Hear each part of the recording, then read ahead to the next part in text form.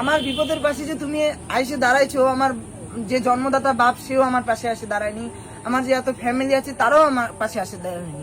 এখনো বাইচে আছি, এটা শুধু তোমার দয়াই। রানা, ভালো আছো? হ্যাঁ, তুমি ভালো আছো? হ্যাঁ ভালো আছি। কি খবর তোর বল? এই তো ভালো। এখন এখন ভালো আছো তো আগের থেকে? হ্যাঁ, এখন অনেক ভালো আছি। কতটা ভালো আছো? অনেক ভালো। অনেক বলে ভালো। বোঝাতে পারবো না। আর তোমার বাবা তোমার খোঁজ নিচ্ছে? আর না, খোঁজ নিচ্ছে না? না। তোমার মা যে তোমার সৎ মা ছিল তাই তো, হ্যাঁ। তোমার সৎ মা কোনো তোমার খোঁজ খবর কিছু কথা বলে? না। কেউ কথা বলে না?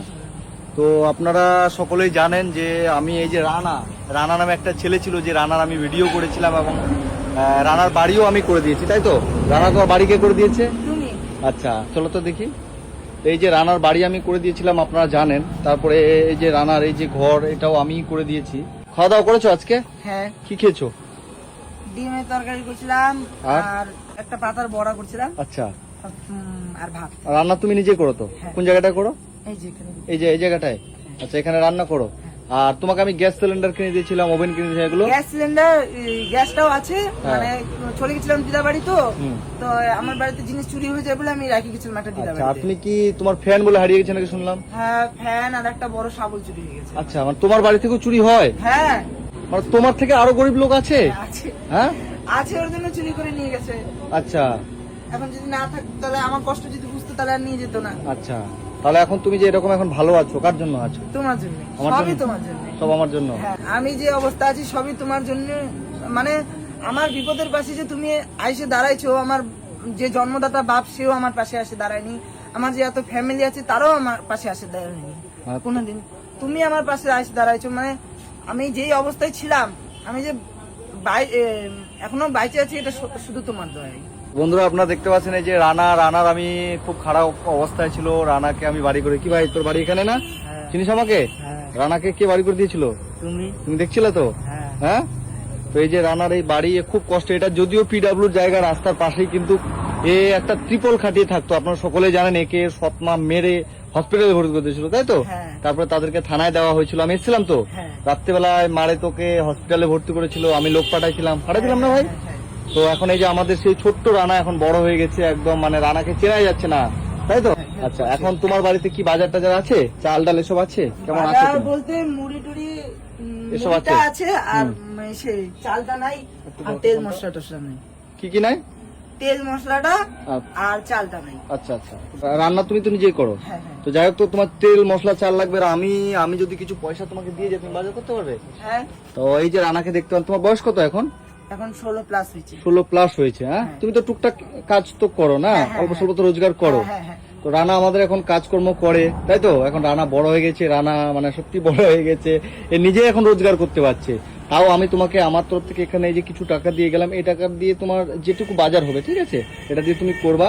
আমি যে তোমার কাছে এসেছি, তোমার কেমন লাগছে বলো? আমার অনেক আনন্দ হচ্ছে। অনেক আনন্দ? তুমি আসলে হ্যাঁ। আমার মনে হয় কি যে আমার নিজের কেউ আসছে। আমার মানে কি বলবো, আর এত আনন্দ লাগে না, কোথাও যাইতে ইচ্ছে করে না। আমার বাড়িতে খালি আমি রাস্তা তাকাই যে কখন আসবে বাবা, কখন আসবে বাবা, তাকে দেখতে পাবো একটু।